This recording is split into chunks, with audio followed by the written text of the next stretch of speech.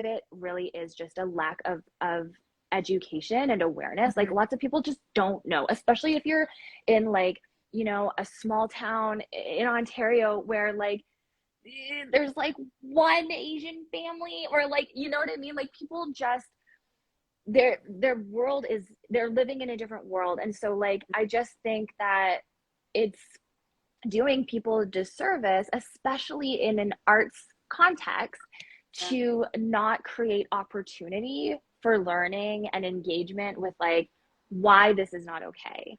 And it doesn't, I know that the ways in which we all approach these conversations can be quite different and informed by our personal lived experiences and or trauma and or, you know, whatever wealth of things we are holding. But I just think that people deserve the opportunity to learn.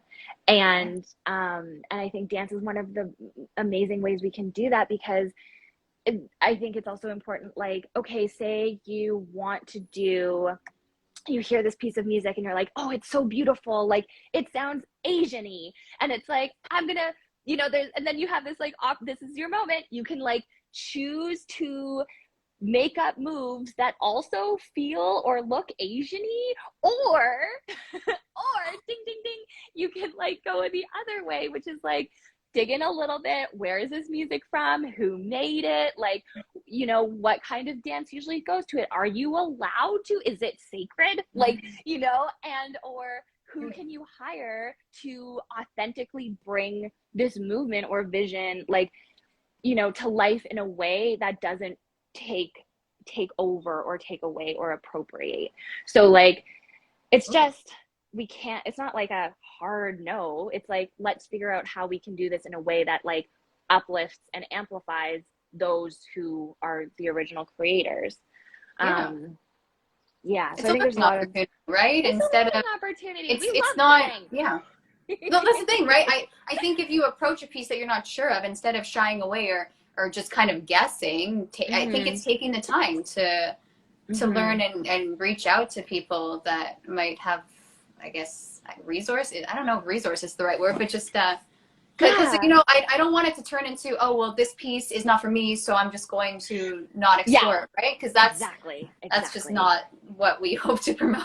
No, we want to get curious, like we want to learn more. And like the cool thing is we live in this age of internet, which comes with all of its pros and cons.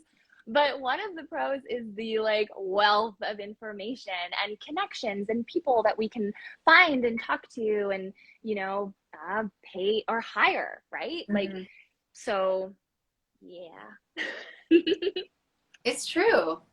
No, and I appreciate you even sharing the fact that we should do this, right? Because I think, I mean, now I feel like people might just be, oh, this piece isn't for me, and then just kind of walk away and explore, which is a shame, right? Because if it's a beautiful piece, learn about it, right? Yeah. Yeah, and you never know like where that will take you too, in regards to just like learning more about a culture in general, or and the kinds of conversations you can then have with your students about, oh, where does this come from? And I think that also goes beyond ethnicity or culture there, because I think the other piece of teaching, and I guess in this moment I'm thinking from like from a studio dance teacher kind of perspective, but when you're working with children, but really it applies everywhere. You know, part of your responsibility as a teacher is to guide and lead through the example of curiosity, right? What is the heart of learning? The heart of learning is, I want to know more. I'm curious, you know, I want to explore what is unknown to me. How can I do that in a way that's respectful and inquisitive, as opposed to judgmental or defensive? And how can we engage in that process of curiosity with an open mind, and not without questioning, because questions are so important. But how do we phrase those questions, and who do we ask those questions to? And you know, how do we dig into material that is new to us, or material that makes us uncomfortable, and then how do we unpack those things, right? If you're looking at a big conversation that's been happening in the dance world, especially around competition with young dancers, is like this hypersexuality of young dancers. Yeah. And which also ties into a really like binary gender categorizations, and how we approach the dance education of who we classify as girls or boys accordingly, and what we kind of project onto or set these young dancers on the path of. And so again, navigating those conversations in a way that is age appropriate and inclusive and thoughtful, and again encouraging curiosity across the board from the teacher who might say, you know what, I haven't thought about this way, this is new to me, I'm going to take this home and do some research and talk to some people, and then I'm going to come back and we'll talk about it more next week. Or, you know, for kids to say, oh, like this is different from what I learned at home, can you tell me more?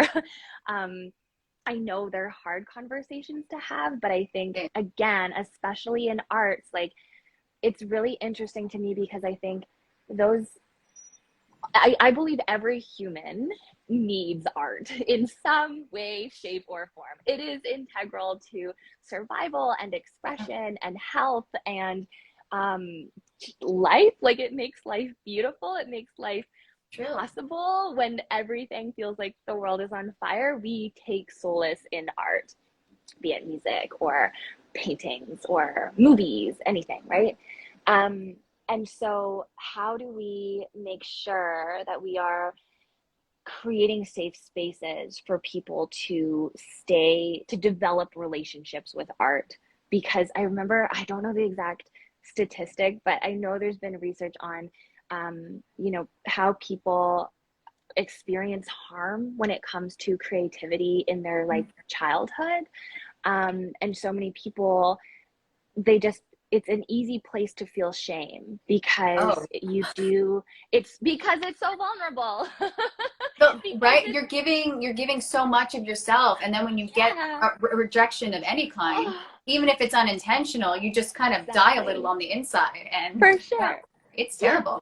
Exactly, it's an extension of yourself. I remember the first time I really choreographed something and put it out there, I was like, I feel like I'm literally holding my heart in my hand out to an audience of people being like, okay, hope you like it. Oh, if you don't, please be gentle.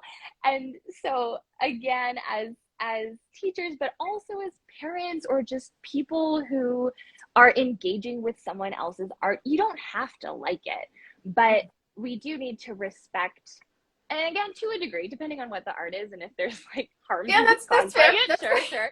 But like for the most part, let's try to engage again with curiosity and openness, and seek to understand and support as opposed to say shut down and shame.